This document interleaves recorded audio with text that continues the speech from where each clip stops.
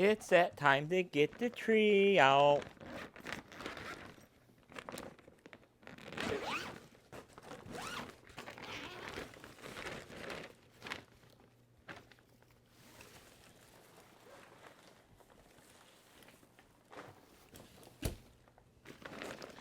So I'm getting out my Balsam Hill 12-foot Oakville Incandescent outdoor tree out. So it's time to fluff it out and do a light check on all this 7 sections.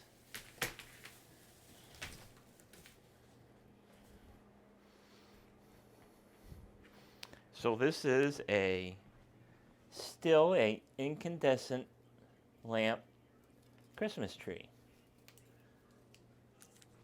So I do a twice a year bulb check while I am fluffing the tree.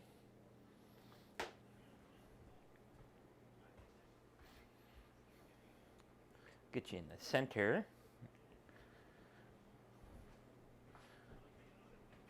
So the easiest way to fluff the Balsam Hill trees is to think of the NBC peacock. So you take all these sections and you fan them all up like an NBC peacock. And typically the ends are forked, so you spread them out. And this has been fluffed for a couple of years now, so the first year is the toughest because it's fresh out of the factory and it's all flat. So the progressive years after that, it gets easier. And then while I'm fluffing the branches here, I'm also looking for burned out bulbs, because you don't want to rely on the shunt to keep the set lit all year long, because the shunt of a bulb is only temporary until you get around to fixing it. Because I've had a couple of years where everything was good when I put the tree up, and since my trees are very densely lit, it was kind of hard to see that I had a whole section out when I took it down, because the shunt failed and the set went out, and it was I had to use one of them little light set guns to revive it. And sometimes that works and sometimes that don't. You have to find that little sweet spot to get that gun to work, to re-weld the shunt back together so that you can find that burned out bulb.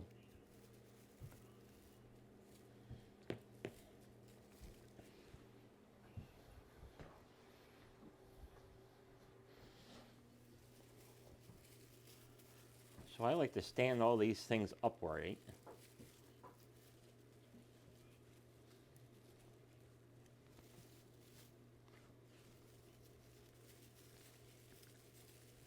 And then you just, work your way to the lower branches, and if you got somebody helping you, you can have them hold the branches up while you fluff it. But I do this all myself, so.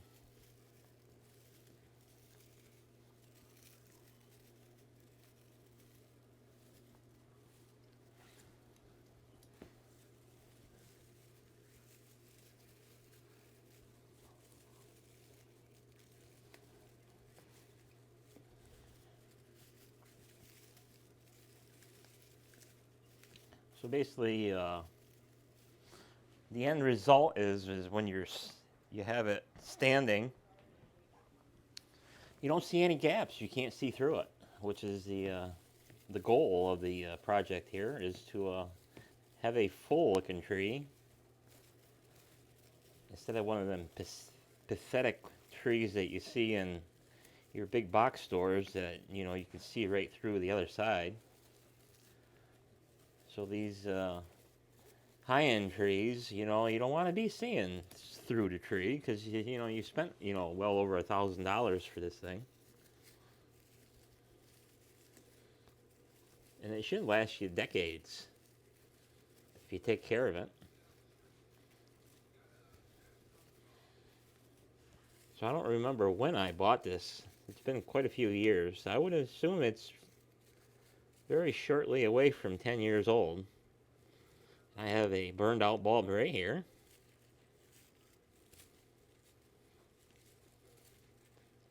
So the kicker is that the incandescent replacement lamps are getting harder and harder to find. So I have my burned out bulb here, and it's not even black. So Balsam Hill gives you the you know, full equivalent of you know, replacing a bulb or two. And then the kicker is remembering where it was. We'll find it again. Here it is. So these are simple. Sometimes a little challenging to get out. You gotta slide the tool under between the socket and the lamp holder, and they just pop right out. And as you see, the whole light, the whole set stays lit because it has a little tab in there to keep it lit.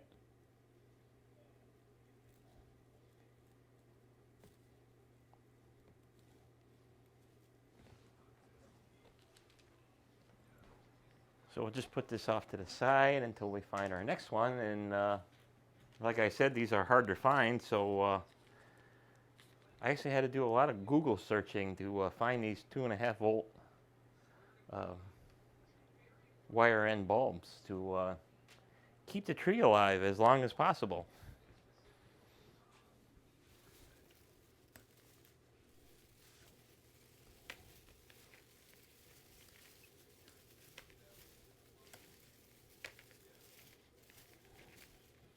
Because my other Balsam Hill tree is also you know, a pre-lit, but it's LED, and that one lasted about 3 or 4 years, and then all of a sudden the LEDs started going out. So the bad part of what that is that as the LEDs go out, it sends more power to the rest of them, and if too many of them go out, they start burning out, kind of like a National Lampoon's Christmas lighting. So I started to, you know, replace them one by one, and more kept going out, and then I ran out of spares, and I started throwing things together out of you know, the blue to keep it lit. And so at the time when I bought this, I says it's a good thing I didn't buy LED because it would not be fun to keep going outside when it's 10 degrees outside, snowing, to keep the tree lit. So the Balsam Hill LEDs, I don't know if they're any better now, or they still use the same light sets from whatever vendor they buy them from, but getting 3 or 4 years out of them, that's not really cool. Because I have other LED light sets that are commercial grade, and they're well over 10 years old, and they still light today. I dig them out every year, and I put them out on the trees or whatever I'm decorating, and they still work. Because I've had the cheap LEDs, and the weather gets in them, and they start going out and going bad, and you got to throw them away because it's not cost effective to spend the time to fix them. And a lot of people, they won't buy the commercial light sets because they're gun shy, because they bought LED sets and they're like, well, you know, I spent a small fortune on them and they go bad on me, so I won't buy them.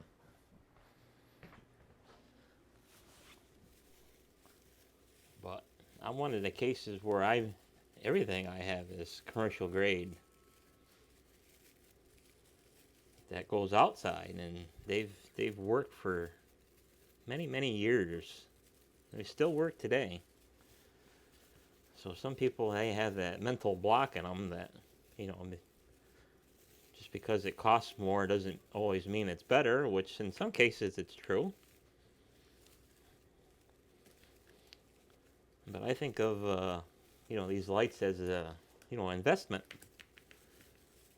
So you want them to, you want the best because you don't want to keep replacing them.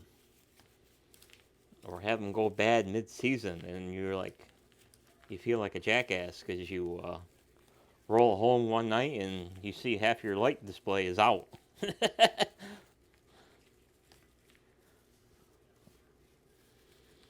So this section is just about done.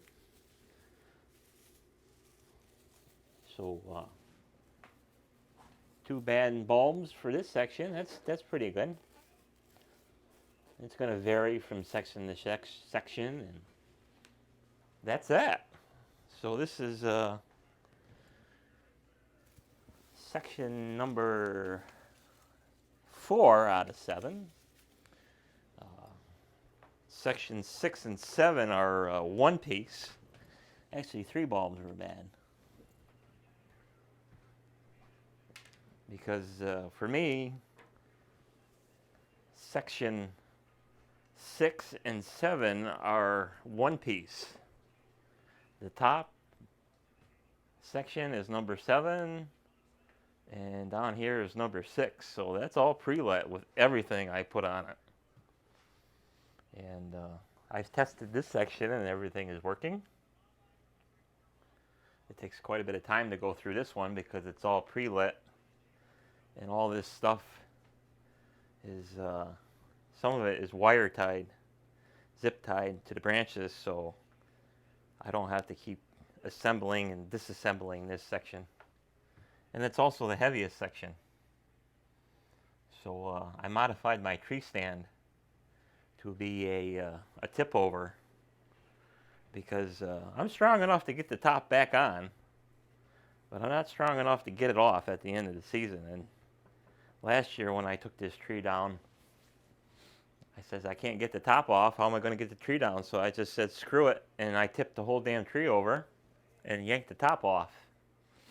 And I says, well, this seems to work pretty well. So I am going to make the stand a tip over stand. And maybe a little later I'll show you guys what that looks like and when I'm assembling this thing. So that's out for this video. Hope this helps you to help you fluff your Balsam Hill tree or a tree that's similar. It's pretty easy to do. So we'll see you on the next video. Bye-bye.